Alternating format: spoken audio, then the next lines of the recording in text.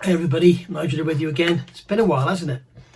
Here in the UK, the weather has been absolutely, some would say gorgeous, some would say awful. I say it's nice, but it's no good for modelling. You need to be outside doing stuff. And yeah, it's been very, very hot, no wind whatsoever. But that's summer over, I guess, because we're back to normal now. Today is the 13th of September 2023, which means today, to the day, is 6 months that Jess was given a 6-month diagnosis for her lifespan. Jess being my little dog, and she is absolutely like a 2-year-old. So may we have many, many more months like this. So yeah, luckily the 6 months turned out to be optimistic, on the right side of optimism. So as the title of the video says, you want to build a Wingnut Wings kit. I'm going to show you a few different options. And unless you've been under a rock or you're very, very new to the hobby, you know, you may not have heard of Wingnut Wings, is what I'm saying. Wingnut Wings are, to scale modelers around the world, aircraft modelers, renowned to be one of the best plastic kit manufacturers that ever walked the face of this planet. They are like the holy grail. And as a company, Wingnut Wings showed us exactly how to make your company just be the best. And some would argue they're not the best, but most will say they are. They didn't have fancy resin pieces in general. They didn't have big fancy photo etch sets. They didn't give you all the rigging in the box. They didn't have lashings of slide molding and, you know, brand new technology and all this amazing sort of molding technology. They gave you a down-to-earth, good, honest, solid model kit that was designed by modelers for modelers. So you didn't have sprue connectors in stupid places. You didn't have ejector pin marks in stupid places. You didn't have stupid instructions that mean the model can't physically be built, and we all know what I'm talking about there. You know, and this is how Wingnut Wings got themselves such a massive reputation. And as I say, when you look at the actual sprues themselves, they're no different from, well, I mean, they're better than some companies, obviously, but they're no different from, you know, the newer Airfix. Whereas in the quality of the moulding and everything, yeah, the quality control is much better with Wingnut Wings. But you know, when you compare like the Airfix Sea King to a Wingnut Wing kit, the moulding quality, you know, the fact the sprue fits the box beautifully, which is something Wingnut Wings has always done. You know, that it's just up there. But what really, really made Wingnut Wings special was the level of research they went into. They just researched to high heaven. They were owned by Peter Jackson and managed by Richard Alexander. And Peter Jackson had his own company that had or restored or built replica or restored real World War I aircraft anyway. He was a proper World War I aircraft enthusiast. In fact, Peter Jackson was going to remake Dam Busters, and he actually made, I think I read somewhere, he made 10 full-size mock-ups of Lancaster bombers for that film. And he actually has 2 genuine front and rear turrets, so which he's borrowed from Kermit Weeks, I believe. But yeah, basically, Peter Jackson, aircraft enthusiast, everything went wrong. It was all the beginning of COVID. I don't know what happened. I'm not going to get into it. I made a lot of videos to say that they'd gone, and everybody, no, they haven't. It's only COVID. Loads of people are arguing. They've never come back since. So they apparently earlier this year, I think it was, a couple of ships sailed from New Zealand that actually finally cleared out the warehouse, or from China, perhaps, I don't know. And Andy's hobby headquarters had some, MBK in Germany had some, and even Hanant's had some. And I think now that is that. And I think in America there's a few shops with some. So so yeah, that's what the fuss is about. So if you want to build a Wingnut Wings kit, what can you do? You can go and buy one. You can buy a kit like this. This is one of their least popular ones. I love it because it's American. Well, I think it's French, but in American service. And it's a Samsung. And you can see here the quality of the box. I mean, you've got the beautiful Wingnut Wings logo up there, The artwork is gorgeous. You've got the chrome around the writing on the name there, and you can see we've got 1/32 scale there with the World War One pilot near his aircraft. But listen to that. That's full of the kit. That's all in there. I'm not lying to you and shaking an empty box. The kit is in there. Okay, and this is what I'm saying. They made all their sprues to actually fit perfectly within the box, so you never really had any damage or anything. I've certainly never heard of seen any quality control issues in Wing Wings kits, and I've got a few myself. The other thing you can do, remember the old Airfix dogfight doubles? The Wings did that as well, and you have the dualists. So here we have the Harry Tate RE8 and the Halberstadt C1-2, I'm guessing that's how you say that, CI2, I'm not sure. But that's basically two kits in one box. And what they do, I'll show you inside the box. What they do is they split the box into two, and you've got two kits. You've got one lot of instructions for two kits, but you're getting two kits in one box. The only downside to buying them like this, well, there's a positive and a negative. The only downside is here you can see you only get one option for each aircraft. But generally with Wingnut Wings kits, you got 4 or 5 options, and they were all very interesting, very colourful options. And as I've said so many times with a lot of the kits that come out now, they don't, they have unknown group, unknown period, or they'll have nothing, or they'll have Germany 1938, something like that, whereas this has got, you've got the actual serial number, you've got the squadron it was in, you've got the pilots, you've got the number of victories they scored, where the aircraft was located, October, November 1918. It's got everything there. Everything is there that you could possibly want, so you can see what it is you're building, and it's bloody lovely. Really, really nice. And as I say, all colourful options as well. It's also worth going and looking at wingnutwings.com. The website is still live, and on there you can look through all their kit sets, and if you click on a kit set, it will bring up a load of boxes along the bottom, and in there you will have hints and tips. You will have all the different schemes, so you get a full-size computer image of the schemes that are available. Hints and tips will be hints and tips, either general hints and tips on like rigging and stuff like that, or producing a wood effect. But there'll also be particular hints and tips to that kit. The best thing to look at is the research bit. They've got a photo archive, and there will be hundreds of photographs, real photographs of these aircraft, not restored images, real aircraft. There may be some pictures of restored aircraft for cockpit detail and stuff, but if it's not accurate, Richard would not have put it in there. So, or if it is inaccurate, he will say the colour red on that control arm is inaccurate. The box on the right that's painted green would not have been in there in the day. That's only because this is a flying aircraft. That sort of thing, and that's the level of detail they went into. So that's that's two of them there. And the third option I can show you here, you get the bigger stuff like the bombers, and this is a Gotha G1.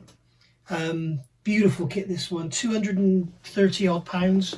And as you can see on there again, we have 5 different options it can be done in. So again, beautiful kit, readily available. If you want to build one of these, this is still pretty much readily available. For some reason, this was a very slow seller, as was the other one that's got the skis, which model kit stuff is just about finished, I think. He's either just finishing it or he's just about finished. But you can see in this one, if we open the box, again, you have everything except these little sprues here for the engine parts. You can see everything else is made to fit the box. It's absolutely gorgeous. And the other thing that Wingnut Wings is really good at, I mean, the packaging is just brilliant.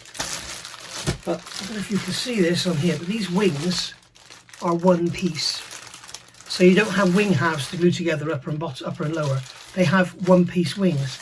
And I know from a book I've recently looked in that Richard was very, very critical about unmoulding times. So you've heard me talk a lot lately with some kits I've built where I've had awful issues with part fit, and I've said it's due to shrinkage coming out of the mould. And basically, if you've got large, thick sections of plastic and you're taking them out of the mould too quickly and they're not fully cured, they'll warp, they'll shrink, they'll twist, they'll whatever. You've got to let them stay. You've got to pack the tool. Pack the tool means injecting the tool. Pack it, let it stay packed until the plastic is cured. And then when it comes out, you have stability, which is one of the issues you'll see with a lot of modern kits, especially from China. The bigger kits, you will start to see issues with packing. And it's unfortunate because it can cause you an absolute utter nightmare. So that's your 3 Wingnut Wicks options. And as I said, you know, the thing with these kits is, it was like the instructions, and these are the instructions for the Samson. And you can see in here, if I just pick a certain page, I mean, you can see there what a fantastic photo to have for reference. And that's in your instructions. You don't need, I always said with the Border Models Lancaster, if Wingnut Wings had actually released that kit instead of Border Models, you know, you wouldn't have needed any reference material, because Richard went so deep into that aircraft to produce an accurate model, he ended up producing a book on it. So, you know, one of the Wing Leader Photo Archive series, I think it's number 5 on the Lancaster. You can see there are beautiful images of the engine, real wartime, you know, and then the actual build-up instructions themselves, fully color-coded, thoroughly I mean, you won't get one of these kits with an issue with it, because they did test shot after test shot after test shot, and they didn't send it out until it was right. You know, you only have to take, for instance, the Lancaster. Richard had the Lancaster test shot built up. I physically saw it and touched it myself in 2018 in the November. 2 years later, they were gone, and that kit hadn't even been released. So you can tell that even from test shot built samples on the bench, 2 years later, it still wasn't ready. And also said it's like the decal sheets. Look at that. That's the decal sheet that you get. There's 3 in there, and that's the decal sheet you get for that Samson. And you can see the colours will be accurate. Everything is, they're just gorgeous. And I think they're Cartograph. I'm sure they're Cartograph, printed in Italy by Cartograph. There we go. So yeah, they are, I mean, they're just absolutely stunning. And they are, as I said earlier, they are so well thought out. They're thought out. They're like Richard Alexander is a modeler himself. Peter Jackson found him in a model shop and said, come and work with me. And then they made Wingnut Wings together. And, you know, he's a modeler himself. He's a stickler for accuracy. You know, unpolite people would call him a rivet counter. I wouldn't. I'd call him a fantastic modeler. We regularly have conversations via email, and he's just so up there with all the knowledge on all this stuff. And I mean, I showed you this instruction book, yeah? I mean, this one here, you've got all the colour in the backlet. I'll show you here. In the back, you've got all the colour call-outs for the aircraft, all there and everything. Absolutely gorgeous. When you compare it to, I mean, Dragon, they're a fairly highly thought of company. Look at that. That's what you get in a Dragon kit. Brilliant, eh? So, and there's your colour call-outs in the back, all in black and white. So, you know, and I'm not just picking on Dragon. If you take the Airfix Sea King, it's got very nice instructions, very easy to follow, very good for the beginner. We've got colour sheets that pull out and everything for our colour schemes and everything, but they don't have anything like this. And, you know, it's this that really made Wingnut Wings pop. So the biggest problem with Wingnut Wings now is cost. That first one I showed you there, probably about 130 to 150 pounds. The second one, the dualists, probably 250 to 300 pounds. The one I showed you on the top, the Bomber, as I say, not very popular for some reason. I saw it and fell in love with it because it's such an unusual design. But yeah, you get them for about 230, 250, I think, on eBay in the UK. So if you really want to build a big World War I Wingnut Wings bomber, you know, go get yourself one. They're not going to come down in price. Wingnut Wings ain't coming back. That's it. They're awesome, and I've noticed they're going up a lot. I was just looking today to get some figures for this video, and the Gotha G4. To give you an idea, I bought mine in about 2019. I bought and sold one, and then I bought one again. I bought it about 2019, I think it was, and I paid 145 quid for it, which then was a bloody bargain. They were fetching about 200, but I bought a bundle off a guy, and he sort of 145 for that one and 60 for that one, and it was about 400 quid's worth. The kits I've got now for that £400, I could probably get about £1,200 for, if not more. In fact, yeah, I could get more than that. So you can see how much they've gone up. There's a Gota G4 on eBay at the moment for £945. Yeah, you can ask what you like. Will it sell for that? Who knows? But I have actually seen one physically sell for £845, and that was probably 18 months ago. So yeah, they're up there. But you ain't going to get a Wingnuts kit in any description for less than £100. And if you do get one for £100, you're very, very lucky indeed. Some of the prices I'm seeing people paying is just daft. So what can we do? Well, you want to build a Wingnut Wings kit? You don't have to build a Wingnut Wings kit. You can always go and get yourself one of these. And you know what I'm going to pick up now, don't you? You can always go and get yourself one of these. This is the Border Model Lancaster in 1/32 scale. And this is a Wingnut Wings kit. It's about to be released in Dambuster, guys. It's about £600. I think with the pricier kits as they are these days, I mean, if an Italeri 1/32 scale Italian fighter is worth 140 odd pounds from Italeri, this is worth 600 quid all day long. Yes, it's got its issues. The instructions aren't great, but I've done videos on all that. At the end of the day, it's a Wingnut Wings designed kit that Wingnut Wings never perfected. Hence, we have some issues with fit. There's some soft rivet detail in a couple of places. It's nothing that detracts from the model, and a bit of skill, you'll get around all of it. It is in no way a bad kit.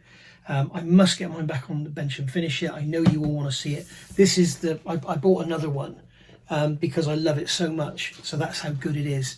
And Border Model have told me they're going to send me the Dambuster one. If they don't, I'll just go and buy one anyway. But in fact, if they do, I might just go and buy one as well. But yeah, really, really beautiful kit, beautifully engineered, and just up there, you know, absolutely up there.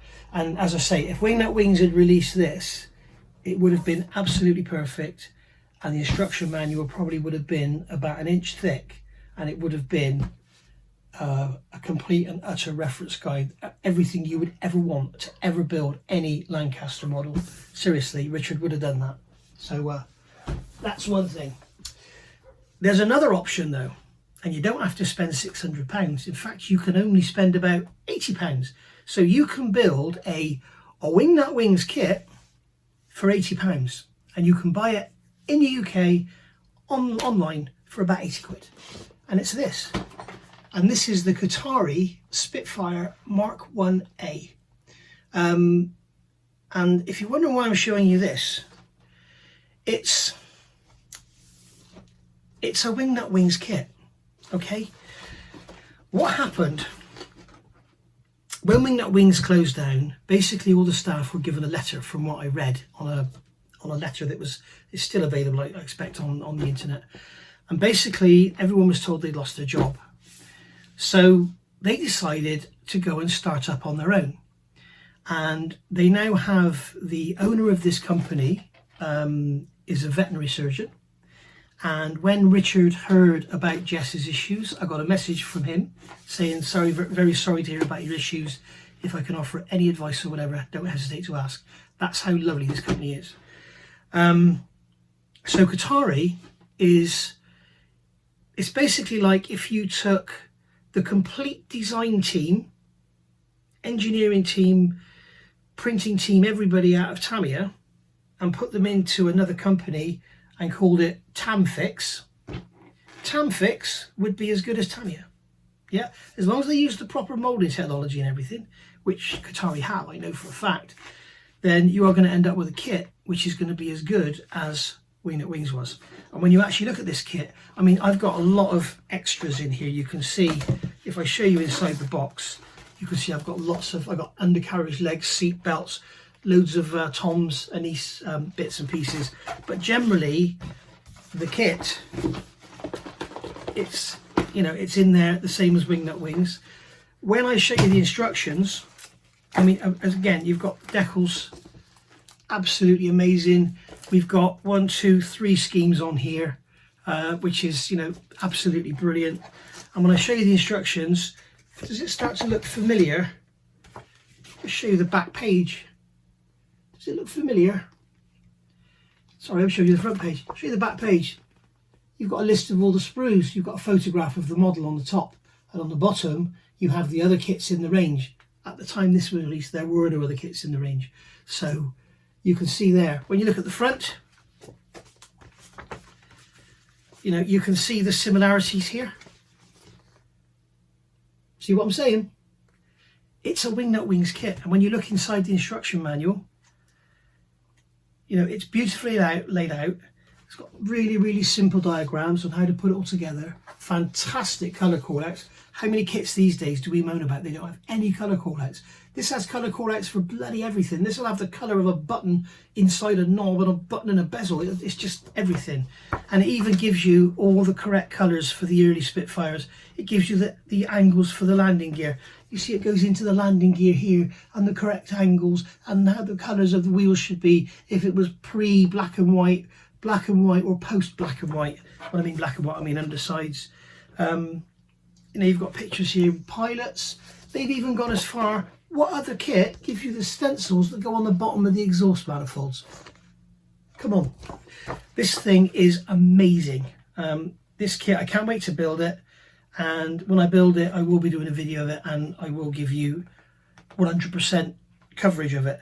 You can see on here the paint colour callouts.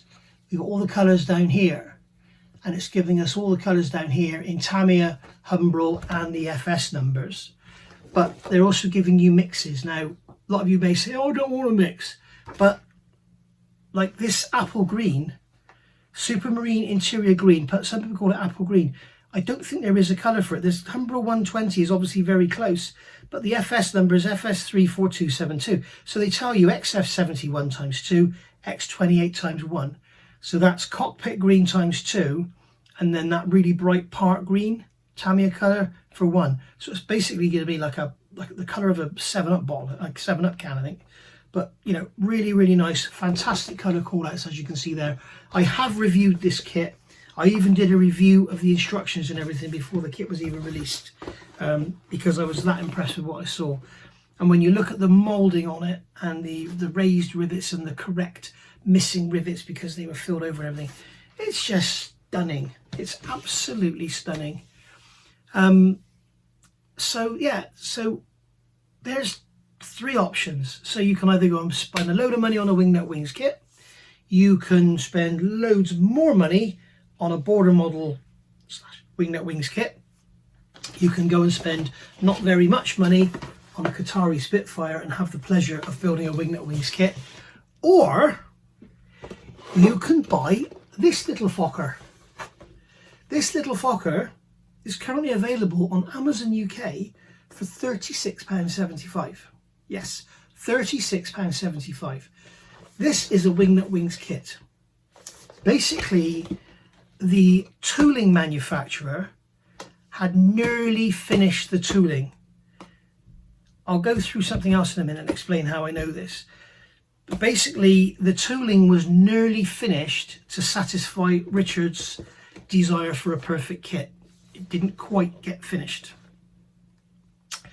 Meng managed to do a deal with the guys that designed and made the, not designed the tooling, who made the tooling. So Meng were able to review, I think it's Ming, isn't it? I think you pronounce it Ming, but it says Meng. Meng managed to produce the kit for us. So you're getting Wingnut Wings plastic, 99.9%. Wingnut Wings plastic in a Meng box. So again, you can hear this sort of, the sprues fit the box thing. And when you look at the sprues, you will see the similarities. I'll show you when I do a review in a minute on the bench. I am going to review this kit. What I'm going to do the review separately so that people that don't want to listen to all the rubbish I've just been talking about don't have to listen to it. They can just see a review of this kit. But basically, it's a Wingnut Wings 1/32 scale Fokker triplane. and it's in the Red Baron scheme.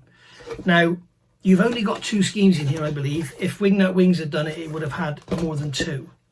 There are a couple of issues in it, but if you get this book, which was recommended to me by Richard himself, and this was actually written by Ray Rimmel and Richard Alexander, this book is like the Wingnut Wings instruction manual that you never had. Like, doesn't that look familiar? Yeah. You know, here we go. Doesn't that look familiar? So basically, you know, if you want to go over the top with this model, if you just want to build a Wingnut Wings kit and sort of like how they go together, then go and get that kit, and it goes together beautifully apparently. If you want to go to town with it, you're going to need different decals, because I think there's issues with the decals, which I've got luckily, and I would seriously recommend getting this book, which I will also do a review of. But there we go. So for those of you that never heard Wingnut Wings, now you know who they were and what they were all about. You know what happened to them, you know what happened to the staff, and you know what they're doing. And they are now Kotare. So that's really cool. And there are those that say, oh, I don't know, 80 quid for that Spitfire. You can get the Revell 1/32 scale one for about 30 quid. Yet the Revell 1/32 scale Mark II is rubbish. I mean, the fuselage is out of shape. It's got recessed riveting everywhere, which is overly done. The bloody fasteners on the engine covers are like they're like this big in scale and about that deep. You know, there is no comparison between the Qatari Spitfire and the Revell Spitfire.